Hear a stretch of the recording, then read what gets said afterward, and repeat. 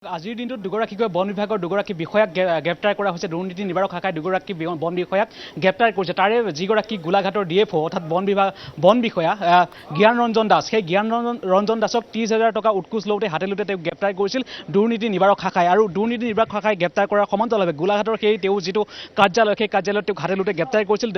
দুগৰাকীকৈ ঠিকাদাৰক তেওঁ ঠিকাৰ ধন আচলতে মোকলাই দিয়াৰ নামত বা বিল মোকলাই দিয়াৰ নামত তেওঁ প্ৰায় ঠিক 1.5 লাখ টকা উৎকোচ বিচাৰিছিল। আৰু 1.5 লাখ টকা উৎকোচ বিচাৰোঁতে আজিৰ দিনটোত সেই দুগৰাকী ঠিকাদাৰে তেওঁক 30,000 টকা উৎকোচ দিব আহিছিল। আৰু উৎকোচ দিওঁতে দুৰ্নীতি নিবাৰক শাখাই তেওঁক হাতে লওঁতে গ্ৰেপ্তাৰ কৰিবলৈ সক্ষম হয়। আৰু তেওঁ গুৱাহাটীৰ হাতীগাঁৱৰ সংযোগী পথত তেওঁ এটা বাসগৃহ আছে। সেই বাসগৃহত তেওঁ বৰ্তমানেও দুৰ্নীতি নিবাৰক শাখাই অভিযান চলাই আছে। মুঠ 2 ঘণ্টা পাৰ হৈছে। 2 ঘণ্টাৰ সময়ত আচলতে দুৰ্নীতি নিবাৰক শাখাৰ যিটো বৃহৎ দল আচলতে তাৰ সমান্তৰালভাৱে হাতীগাঁও আৰক্ষীয়ে তেওঁলোকক সহযোগ কৰিছে। অৰ্থাৎ হাতীগাঁও আৰক্ষী তাৰ সমান্তৰালভাৱে দুৰ্নীতি নিবাৰক শাখাই বৰ্তমানে এইটো তেওঁৰ যিটো বাসগৃহ, সেই বাসগৃহত অভিযান চলাই আছে।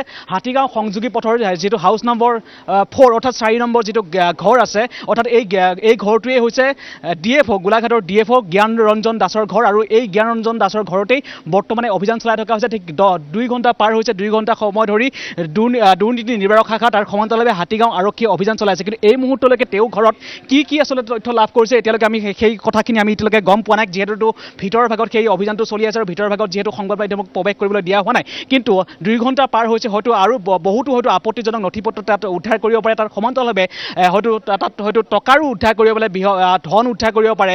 আৰু যিহেতু এইগৰাকী DFO অৰ্থাৎ এগৰাকী বন বিভাগৰ এগৰাকী বন বিষয়া, তেনে ক্ষেত্ৰত সেই বন বিষয়াগৰাকীয়ে এনেধৰণে এগৰাকী ঠিকাদাৰক এখন নাৰ্চাৰীৰ কামৰ বাবে বা ঠিকাৰ ধন মোকলাই দিয়াৰ নামত দুগৰাকীকৈ ঠিকাদাৰৰ পৰা তেওঁ উৎকোচ বিচাৰিছিল। আৰু উৎকোচ বিচাৰোঁতে তেওঁক হাতে লওঁতে গ্ৰেপ্তাৰ কৰিবলৈ সক্ষম হয়। ইয়াৰ পূৰ্বে যদি চাওঁ গোটেই এটা ঘটনাই গোটেই ৰাজ্যজুৰি আচলতে কঁপাই আছে। সেয়া হৈছে জয়ন্ত গোস্বামী, এগৰাকী জনস্বাস্থ্য কাৰিকৰী বিভাগৰ তেওঁ অভিযন্তা আছিল।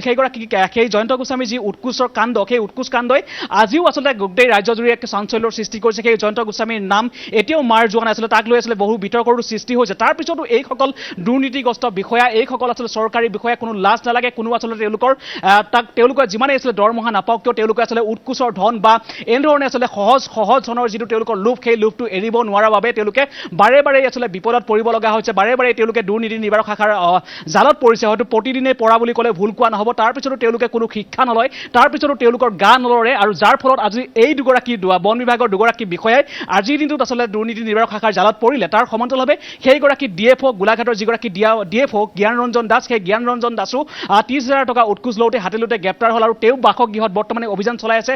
দুৰ্নীতি নিবাৰক শাখাৰ যিটো বৃহৎ দল আছে, সেই বৃহৎ দলটোৱে অভিযান চলাই আছে। তাৰ সমান্তৰালভাৱে হাতীগাঁও আৰক্ষীয়ে তেওঁলোকক সহযোগ কৰিছে। আৰু সেই জ্ঞান ৰঞ্জন দাসৰ যিটো বিশাল আচলতে বাসগৃহ, অৰ্থাৎ হাতীগাঁও সংযোগী পথৰ যিটো 4 নং গৃহ, সেই গৃহটোত বৰ্তমানে অভিযান চলাই আছে। আৰু বহুতো নথিপত্ৰ ভিতৰ ভাগৰ পৰা অহা খবৰ অনুসৰি বহুতো নথিপত্ৰ তাত লাভ কৰিছে। তাৰ সমান্তৰালভাৱে বহুতো হয়তো তাত ধন থাকিব পাৰে। যিহেতু ইয়াৰ পূৰ্বেও যিসকল চৰকাৰী বিষয়াক তেওঁলোকে আচলতে গ্ৰেপ্তাৰ কৰে, দুৰ্নীতি নিবাৰক শাখাই যিসকল চৰকাৰী বিষয়াক গ্ৰেপ্তাৰ কৰে, তেওঁলোকৰ বাসগৃহত যেতিয়া অভিযান চলায়, অভিযানত দেখিবলৈ পোৱা যায় বহুতো আচলতে তেওঁলোকৰ ভিতৰৰ ভাগত বহুতো লুকুৱাই থোৱা ধন বা গোপন ধন তাত থাকিব পাৰে। তেনে ক্ষেত্ৰত ভিতৰৰ পৰা অহা খবৰ অনুসৰি বহুতো আপত্তিজনক তথ্য পাতি তেওঁলোকে লাভ কৰিছে। হয়তো 2 ঘণ্টা পাৰ হৈছে, হয়তো আৰু অত্যাধিক সময় প্ৰবল ডেকা।